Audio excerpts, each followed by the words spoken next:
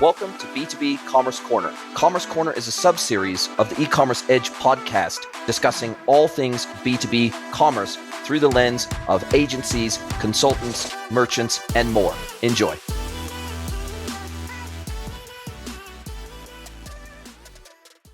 Hello, everybody, and welcome to another episode of the podcast. And before I introduce my next amazing guest I've got lined up for you today, I want to encourage you to go over to your podcast or video engine of choice and go ahead and subscribe to the pod or hit that follow button. It helps push us up the algorithm, and we always appreciate the support. It gets our content out further and wider. We've got an amazing back catalog now of over 420 episodes of the podcast. So go and have a listen and catch up because there's so much amazing information, and I've had some incredible guests over the last 4 years of doing this.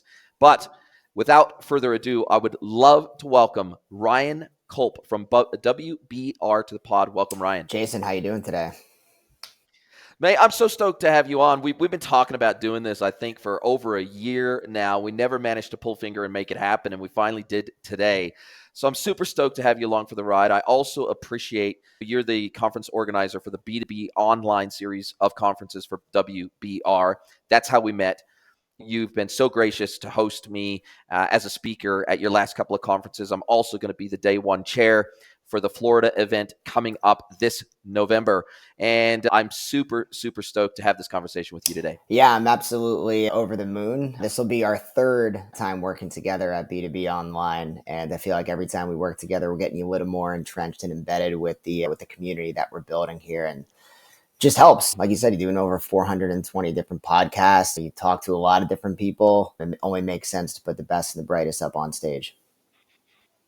Love it, man. And look, I have actually had some amazing conversations. I've been able to introduce some of our incredible speakers that we've been able to have at B2B Online. It's incredible how you've managed to bring together such a diverse group of people from this very tight-knit B2B e-commerce community. Because frankly, in comparison to B2C or D2C e-commerce, we are a much, much smaller niche group of people that participate in this industry.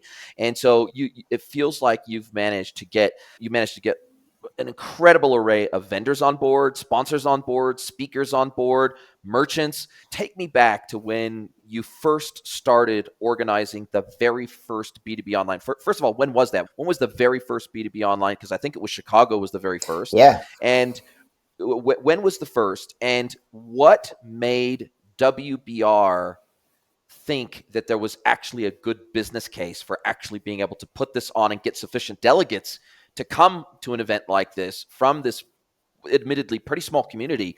What made WBR think that they could make this commercially successful and viable? Yeah, so we've been running this event now. This would be the 11th year we've been doing B2B Online. So we're going back to 2013 since this B2B Online series really kicked off. And I've only been around for about 3 years now with this project, but it's been passed off a handful of different times. But jumping back in the DeLorean and gunning it to 88 and going back to 2012 when the discussion started, it really was just born out of frustration, I think, from talking with so many of the different retailers. Our company also produces e-tail as well. And started talking with them and realizing that the D2C side of the business had the B2B side of the business. And so it was born out of frustration because those attendees wanted to talk specifically B2B. I think everyone who listens to this and is in the industry realized that there is a massive difference between the two. And sometimes you can't just pull in the best and the brightest from D2C and slot them into a B2B role. It just is a very different world. And so really from that frustration was opportunity. That was a place that I think when whoever was running point on this just saw that there was a need and a desire for a place for people to meet. And so since then, we've been building our community out slowly year over year. Obviously, the pandemic put a little stopper in that, but kibosh on it for a little while. Yeah, but the community was really responsive to the plea to even move things over digitally during that time. So we're grateful for them to move through that difficult period, because being in meetings and events, people want to meet. Like, they want to meet face to face. There's nothing wrong with having digital interactions, but I think we all know that just that face to face networking opportunity to really talk about all those different problems that everyone has is the most important thing. And so we've been doing it now. Yeah, we're on year 11. we're really excited to keep that cadence going, as we've seen a tremendous uptick in attendance and sponsorship and just even new players coming into the space. And it's a massive shout out to all the speakers that I get to work with, different practitioners who are championing e-commerce within their business and going through all the different challenges they have to go through. And I tell you one thing that I've noticed about B2B online since I've been attending, and this will be my third.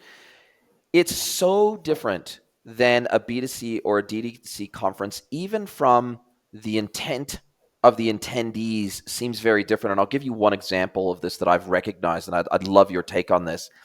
In the B2C and D2C world, almost everybody already knows all the major vendors and who they are. They know the Shopifys of the world. They know the BigCommerces of the world. They know the Algolias of the world. They know the Klavios of the world. They know the Gorgeouses of the world.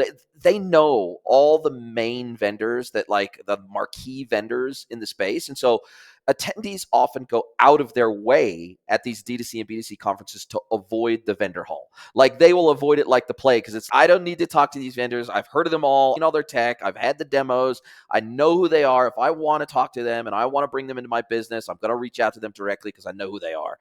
In the B2B world, a lot of these vendors, they are the unsung heroes of the B2B e-commerce world. And I find that actually every single time I step into the vendor hall at B2B Online, whether that be in Chicago or Florida, that it is teeming with people actually actively walking up to vendor stands, vendor booths, and having conversations with them about their technology.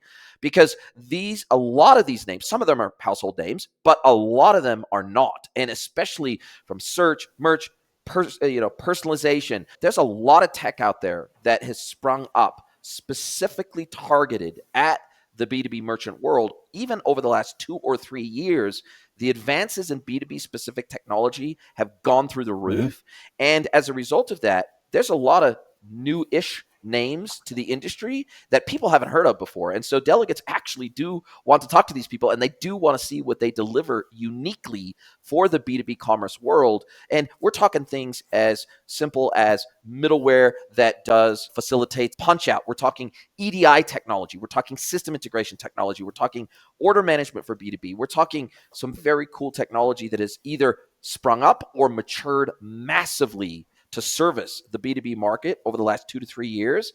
And delegates just seem interested in learning more. Yeah, I think it probably ties into the fact that I spend a lot of time talking with some of these vendors when they're being onboarded. And I think at a glance, some of the executives, the manufacturers and distributors that come out, they get a lot of emails. They know what these companies are doing. But I think what makes this event unique is that a lot of these vendors understand the value proposition of coming out and being seen as a thought leader. We know what the Algolias of the world are capable of. And Algolia does a phenomenal job of coming out and really exhibiting that thought leadership. Zeno does a phenomenal job. Tom Fleer does a fantastic job when he comes out because he knows that they know what his product already is. But where can he add value? What can he share that his clients are doing? Because that's where the innovation really comes from. He's able to connect what other clients are doing and share it with other individuals. And that's a really cool thing for me to be able to see because we all know and have been pitched to in numerous different ways. But that I think is at the core of it, what this community really asks for at B2B Online. So the manufacturers and distributors, I talk on a lot of different calls like you are on a weekly basis. And where they find value is when someone else can demonstrate value, not just, hey, we have this problem and insert this piece of technology. That's not what it is. They may have an opportunity to invest in some sort of PIM or DAM solution or search or OMS or whatever it might be. But there's value that goes beyond that because the real challenge comes into the execution aspect of it. I wish it were as easy, and we probably wouldn't have an event as if you could just take that piece of technology, stick it into the tech stack somewhere, and the problem's done. So we take a lot of pride in that. And our expo hall in Chicago, I think, is probably one of the largest in the States, specifically on the B2B ecom side of things. So it's nice because I'm learning every single day. There's a ton of new vendors that pop up, and there's going to be some vendors that don't continue to be there year after year because of how fast things can change. Just the AI market in general and where we're actually focused in on AI is a big question that I hear a lot of different thoughts from different leaders out there of where are you actually investing in AI? Not just what is AI? Let's start with how are you actually looking at discussing this?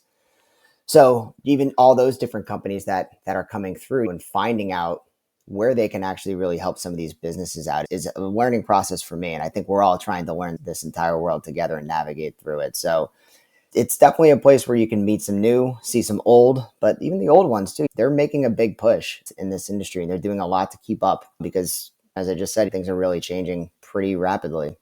And speaking to that whole thought leadership piece of some of these vendors, and they, of course, they sponsor the event, they pay for their booths, all that sort of stuff. So they want to try to drive some tangible ROI from that. But even for me, I have discovered new technology that even I didn't know existed. And I live and breathe this every single day.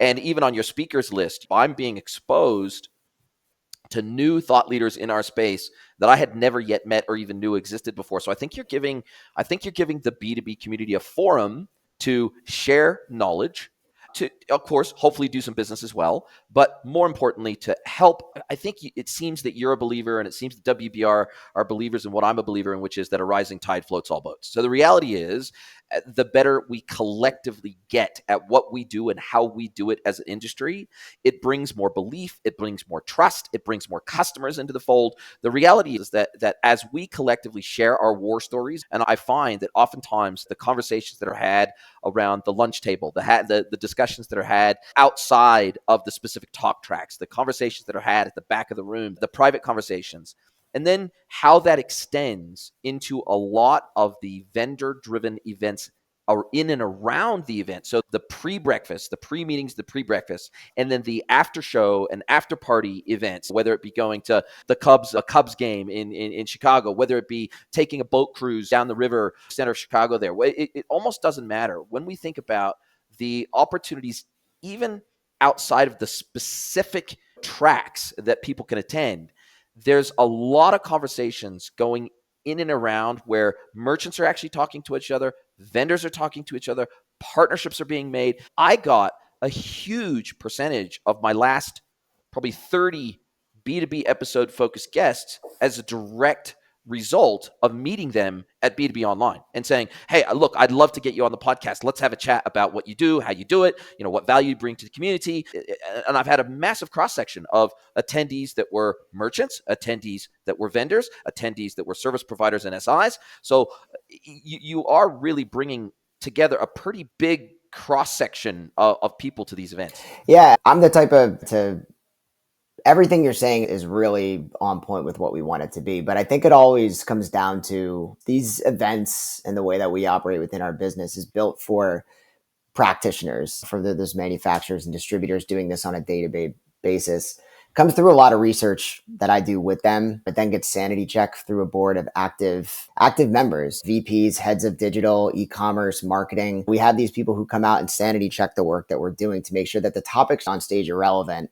And the board really pushes me to really take this every year, every 6 months to another level. And we want to continue to see that growth, because it is for not only just our manufacturers and distributors that come out there, but it is for our solutions providers too, because we just want to create that place where the community can get together and really talk about their biggest problems. And it doesn't have to be even just the content you're seeing on stage. It's a massive perk. Like, I love when Derek Ominger, the VP of e-commerce with Lenovo, comes out and talks about what they're seeing as it relates to Gen Z buyers out there who are purchasing Lenovo products from them. It's really interesting to hear that. But it's even cooler to take that a step further when you bump into Derek at a networking break and you're having a cup of coffee and chatting, or you're playing mini golf on a roof somewhere, you're grabbing a steak somewhere. Then it takes that conversation and those thoughts that he's able to discuss, and we could sit there and talk about it for hours, which we do, but puts you in a different environment that you can't really get anywhere else. And we take a lot of pride in that, and we take a lot of pride in the fact that we do our absolute best to listen to what the community says. If they have frustrations and challenges, we want them to tell us. We want to create opportunities for them to get together. I think that more than anything, what we really focus in on is the community building aspect at those different live events that we're able to produce. Unfortunately, it's only on a couple of days in a year, whether it's in Chicago or if it's in Florida or if it's in San Diego, but we have some things cooking that hopefully increase that overall awareness on a more 365, 24/7 basis. But it's tough. It's a lot of work, but tip of the hat to everybody who gives me their time, yourself included, to help me stay up to speed. Because, dude, there's just things are changing so quickly. And it's quick, but it's also pretty slow. And it's Man, I feel like every day, like sometimes it's one step forward, two steps back, and other days we're sprinting to a completely different area that I've never heard of. But I only get that because of people like yourself, and very fortunate that a whole bunch of people want to hang out and talk to me on a regular basis to help me out with the event. I think it's a testament to your openness and your honesty and your transparency with the community. I think that's, you got to give yourself a pat on the back for that as well, because we wouldn't want to congregate around you and the broader community at an event like this if it wasn't driving value for all of us collectively as a community. So kudos to you for doing that. Now, how, speaking to that demographic, according to DC 360 and others, over 60% of B2B buyers today are now millennials. So the whole market, what used to be bit of an old boys club. I like to say male, pale, and stale. That was how the B2B industry always was, because there was a lot of entrenched monopoly B2B manufacturers, wholesalers, and distributors, and they were dominated by a couple of older practitioners. And I put myself in that older bucket because I'm now almost 50 years old myself. But the reality is that on the buying side, on the customer side, whether that's a distributor buying from a manufacturer, or whether that's an end consumer buying off a distributor, or a reseller buying off a distributor, the reality is that this is now a broader mix of genders and colors and races and ages and just everything. Like it used to be such a tight knit, almost, there's a lot of monopolies, Mm-hmm. frankly, in the B2B world, right? Manufacturers would give the biggest distributors monopoly power. They would anoint them basically as the sole distributor of their product in a given region or in a given country or in a given category or whatever it might be. And that's, from what I'm seeing, that has really Mm-hmm. changed. So manufacturers now realize that each unique distributor brings something different to the table, and they can tap into a different market. And as a result of that, there's not a lot of exclusivity anymore. There's not a lot of loyalty anymore. And you have to prove your value every single day to continue to win that business over and over again. And because the buying demographic has changed, the way in which we sell to them has to change and it has to adapt. Otherwise, they're going to look elsewhere and they're going to look for digital natives, etc. And the other thing that I'm seeing, and I'd love your take on this too, is that because that buying demographic has changed, they're no longer necessarily going to industry events to find a supplier. They're not going to go to the yellow pages to find a supplier. They're not going to go to an industry event to find a supplier. They're starting their supplier search in Google now. They're going, manufacturer widget X, supplier widget X, wholesaler, distributor widget X, whatever. And as a result of that old school mentality of monopoly power and closed gated catalogs that couldn't even be indexed by Google, that is rapidly going by the wayside to cater for this new generation of buyer. And have you seen that yourself in terms of the attendees? And I see it when I come. I'm seeing that the people that attend, they're not just a bunch of old white dudes Mm-hmm. attending anymore. It's definitely changed, I think, pretty dramatically. And I think the next 3 to 5 years will really highlight that even more. But I think it's really nice because the way in which the younger generation is influencing the overall ways in which they want to purchase something is incredibly different than what it was 3 years ago, 5 years ago, 10 years ago. Something that I hear constantly being discussed, I know you've said this too, is the value beyond just the transaction. It starts when you're hitting Google, Ask Jeeves, Bing, whatever search engine you're using, and you're looking for whatever your product is. This isn't like direct to consumer where it's you and me, we're looking for a pair of shoes. We get to peruse and check out a couple things. These people have money. They need to buy something. This is their job. Like they are working and they're not just cruising around because they're having a good time looking for something. It's like they got something they need to buy and they want to move on to the next problem. This is their job. So coming back to that piece you said, like around CX, like if they have a bad time just getting to the site, figuring out available inventory, whether it's gated, sure. Okay, that's a problem that can easily be solved, but they still want to know a little bit about that. If they're searching for a specific valve that needs to be replaced and they don't have the information to know if it's going to fit the water heater that they're doing an install for an apartment building and they need 600 of them, they're not going to be there. They're going to move to the next site because there's a ton out there. So whatever these companies can do to really make sure that from start to finish, they know what their buyer experience and journey looks like, especially for some of even like their key top 20 products or whatever percent products, they really need to focus in on that. And I think that it's just think about the way in which you buy it. But I need to make sure that if I'm doing something, even for my job, I want to get in and get out as fast as possible. Again, we got other things we got to go and we got to work for. And especially if some of these companies that they work with, their buyers are buying in huge volume, they need to be there at a specific date and time. Maybe the shipping is a pain in the butt for it to work out with. There's so many different problems that can come into play there. I just think that buyers ultimately know what they want to buy. The transaction piece ultimately is the goal, but there has to be value that companies are giving, and they really have to update their site and make sure that whatever someone's searching for, however they want it to be, like it's just streamlined, it's easy, and it's simple, because it's so easy to just go hit the back button and go to the next tab or go to the next link at the bottom and keep shopping. And I think you make a really good point, which is that I'm seeing a lot more brands get religion around the digital services layer outside the transaction. Because in the B2B world, a lot of these transactions are EDI based transactions. So it's one ERP talking to another ERP. There's no human involved in that. There's punch out transactions, which are done via an e-procurement layer where they're pulling down your catalog directly into their e-procurement system. They're making the purchase, and then that is going back. The order is going back into your fulfillment system via effectively an EDI, an integrated connection. And so therefore, in those environments, extending those additional services, if you don't have a buyer's portal to extend all those additional services, then your customers won't be getting and have access to those services. And so I find that even B2B brands that maybe do 60 or 70% of their transactions via EDI now, they're realizing we need to have a self-service e-commerce platform or buyer's portal where they can log in, they can lodge RMA requests, they can request a quote, they can look for their MOQs, they can see how much inventory is in stock, they can check their specific price list, they can do all these things, they can see all kinds of other items that you sell through that buyer's journey. Whereas when they place their order via EDI, they have a very specific set of SKUs that they typically buy. It's in their ERP system already. They know the MPN, they know the manufacturer's part number, they know the SKU, they know all that stuff. And that PO is just going from one computer to another computer. But there's a whole, the evolving buyer's expectations now dictate that they offer a complete digital services layer in addition to the ability to facilitate a transaction electronically.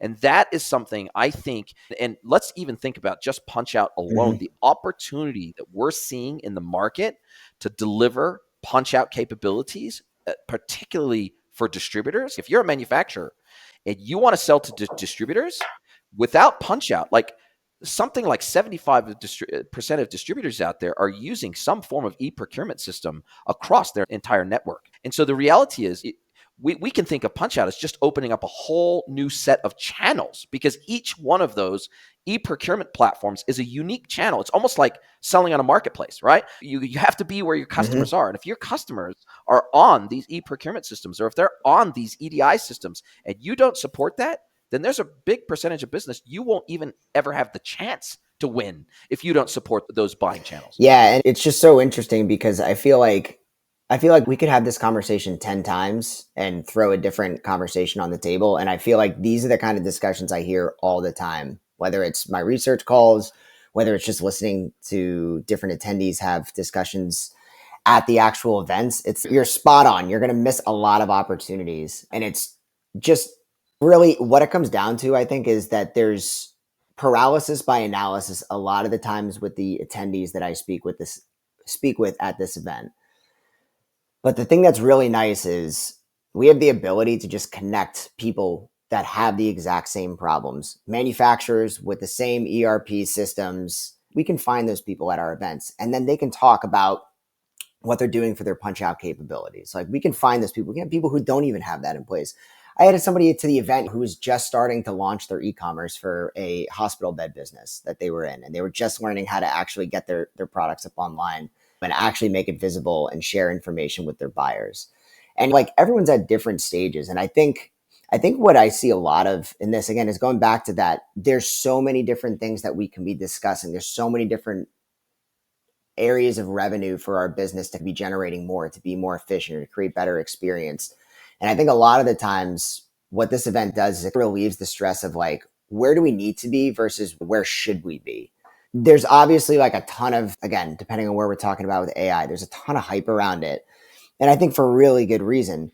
But some people just really need to get the baseline and the foundation of where they're actually at with their e-commerce right now and say, this is where we're at and this is the strategy we need for where we need to be going.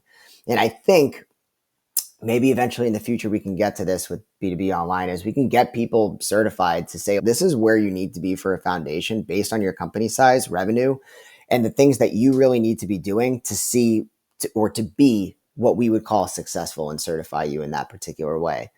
Those are some things that we're looking to do long term, but right now we know that we're putting the right people in the right place. So if you do have some problems like this, or you do have some solutions, I know that this is a home and a community that would love to have you there if you're not already there. And how do you strike the balance? Because it seems to me as effectively, I'm as much of a spectator at these events and an attendee as I am a speaker. And how is it challenging to cover the bases content wise for businesses that are maybe startup through 20 million, 20 million to 100 million, and then 100 million plus? You seem to be able to bring programming together that is relevant to all of those kind of three tiers. You have somebody like an Ashley Ching from Inhaven, she's still at startup mode. She's young, she's scrappy, she's making impact, she's disrupting an entire industry.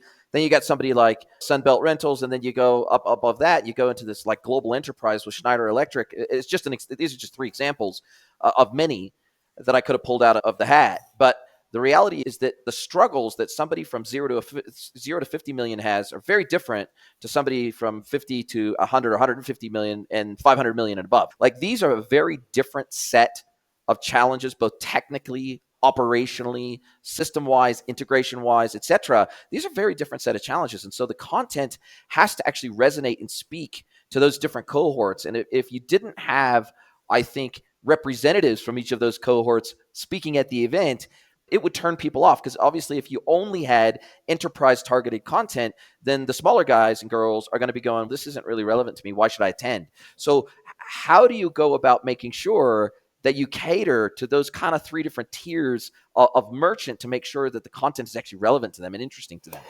It's actually simple.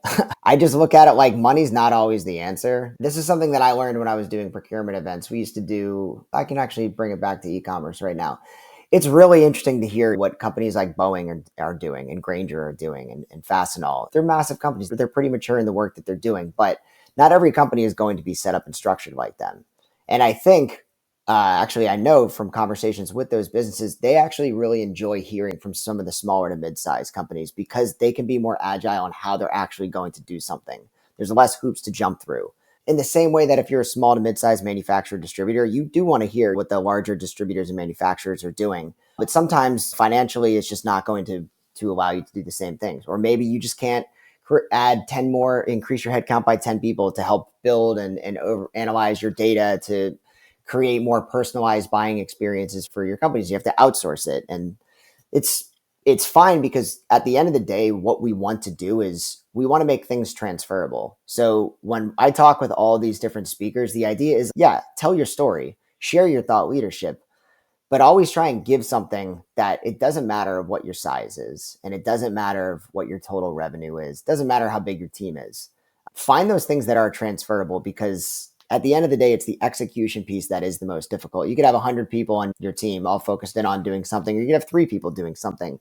The 3 people can probably execute a hell of a lot better than the 100 can. They're able to communicate better and just be a lot faster in many different ways, because they have to wear more hats. Whereas you have 100 people, it's just not going to be as quick. There's going to be other chefs that want to step into the kitchen. And so I just do a lot just to make sure that when our speakers are up on stage, they think to themselves, what would I want to hear if I were sitting in the audience listening to this session?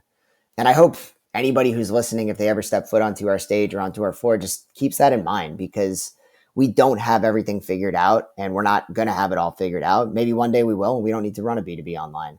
But until then, just share your wisdom and your knowledge, because even if you drop me a nugget of gold, the odds that it's going to be able to be placed perfectly into my team, my size, my company culture and layout, and my tech stack is probably a better chance of hitting the lottery than just being able to do that immediately. So we just want to really just tip our hat to all the people that come out there and think about those thoughts that we give to them. That's honestly at the core of it. It's just, we're very fortunate for the majority of the speakers that take the stage and that network when there's off stage discussions to really just think about what is transferable and how can I help somebody else out.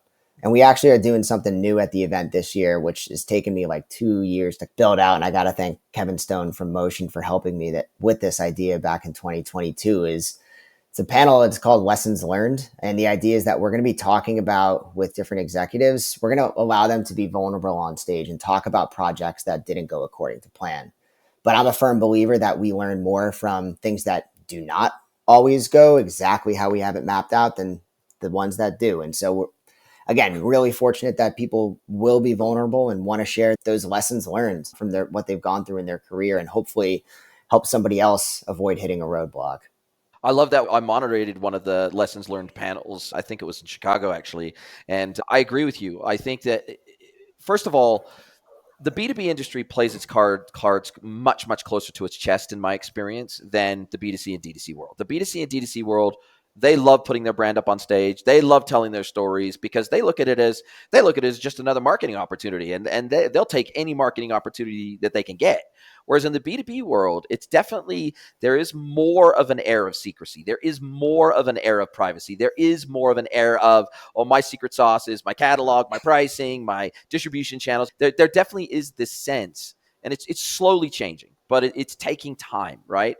And so for the brands that you can get on stage that are willing to be crazy transparent, and there are some, there's not that many, but there are some, and especially the ones that have maybe had a really challenging implementation project, or a really challenging personalization project, or a really challenging system integration project, or something like that. If you not only can get them on stage to tell their story, but they tell their story warts and all, that to me seems super valuable, because hopefully if these big guys and girls can make a whole lot of the mistakes that then the smaller boys and girls don't need to make, we don't need to reinvent the wheel here. Let's try to learn from our collective mistakes as much as we possibly can. So at least if we're going to make a mistake, we go and make a new one instead of making the same ones over and over again. Yeah, and you were actually part of that lessons learned discussion. I completely forgot about that. So huge salute, tip of the hat to you, Jason, for that. That was something that we tried out at the last conference, and it was a big success. And we were like, let's keep that going. Let's bring these storytellers to the stage. But yeah, it's just there's this weird stigma around the fact that whatever people think that they're saying or think that they're doing. Look, if you're in the defense category, like if you're the Lockheed Martins and the Raytheons, I get it. I get it. Yeah. You're not going to tell your story. You're not going to be that trend. But CPG brands and some automotive companies, I think that just the way that they're built and they're set up, they have so many different obstacles that they've overcome and roadblocks that they've come back and learned from and just made themselves a better business is the thing that they could share. Like you said before, rising tide floats all ships, raises all ships.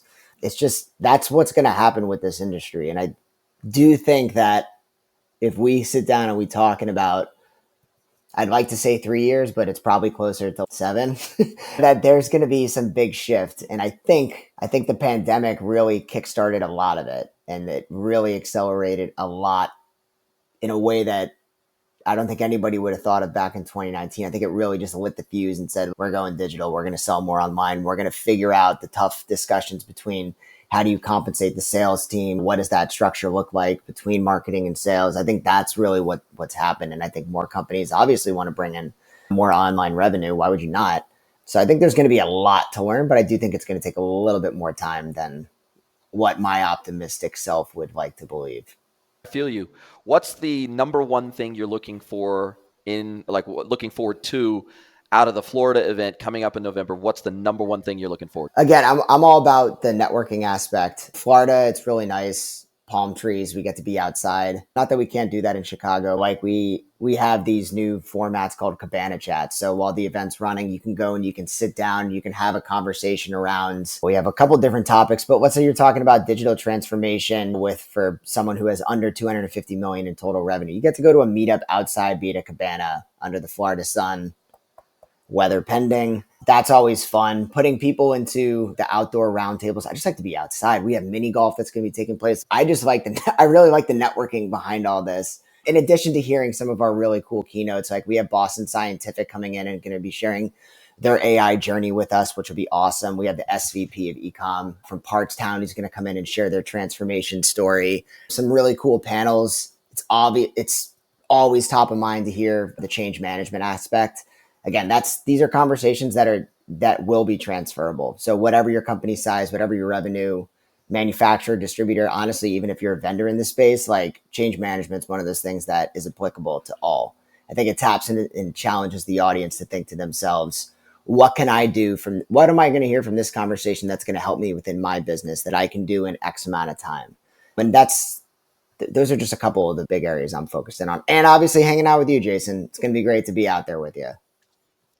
I'm so looking forward to it. I think for me, one of the things, apart from the amazing networking and the drinks and the food and all the other things that always go along with this, is probably adoption strategies and customer adoption strategies and playbooks. I feel like we're now at a place where enough B2B brands have nailed this and dialed this in. It's a big part of the consulting work I do with my clients, is helping them develop their both internal and external adoption playbooks for these digital capabilities in the business.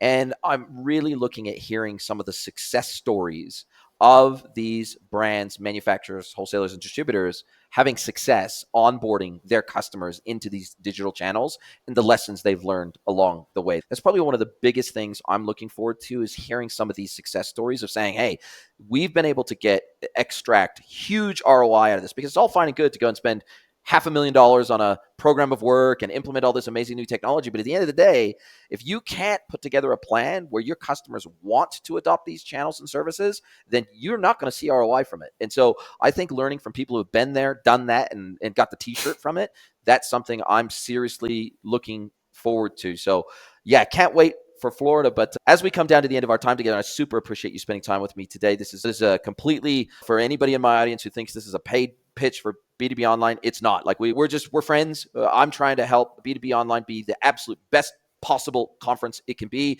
You're trying to help me help my listeners, especially in the B2B space, level up their skills and capabilities. And I really do appreciate you taking time out of your busy day to join me on the podcast. I super appreciate it. But as we come down to the end of our time together, this is where I get to flip the script. I get to hand the microphone over to you. I get to let you ask me one question, any question you like. So Mr. Ryan Kulp from B2B Online, what's your question for me today? Oh, I'm going to keep it ecom focused. I would love to know, what's the last thing you bought online? I literally made a purchase online 5 minutes before we jumped on a call. I placed an order through Amazon for, what was it? I can't remember. It was something for the house.